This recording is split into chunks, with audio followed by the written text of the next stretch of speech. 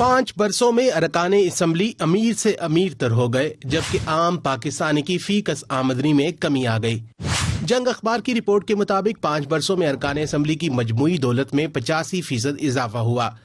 دوسری جانب عام پاکستانی کی فی کس آمدنی $197 کم ہوئی۔ گزشتہ 5 سالوں میں 1170 ارکان قومی اور صوبائی اسمبلی کے مجموعی اثاثے 49 ارب سے بڑھ کر 91 ارب ہو گئے۔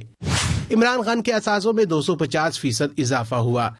شاہ محمود قریشی کے اثاثوں میں 241%، شیخ رشید کے اثاثوں میں 278%، عمر ایوب کے اثاثوں میں 203%، رانا ثناء اللہ کے 287، اسد کیسر کے اثاثوں میں 26% اضافہ ہوا۔ شہباز شریف کے اثاثوں میں 25% کمی، جبکہ شاہد خاقان عباسی کے اثاثوں میں 5 گنا کمی ہوئی۔ جنگ اخبار میں شائع ہونے والی خبر میں کہا گیا ہے کہ 87% ارکان 9 سال سے پارلیمان کے ممبر ہیں۔ مالی سال 2019 میں تمام ارکان پارلیمنٹ کی فی کس آمدنی میں اوسطاً 1 کروڑ کا اضافہ ہوا۔ وزیر اعلیٰ سندھ مراد علی شاہ کے اثاثے 10% بڑھے۔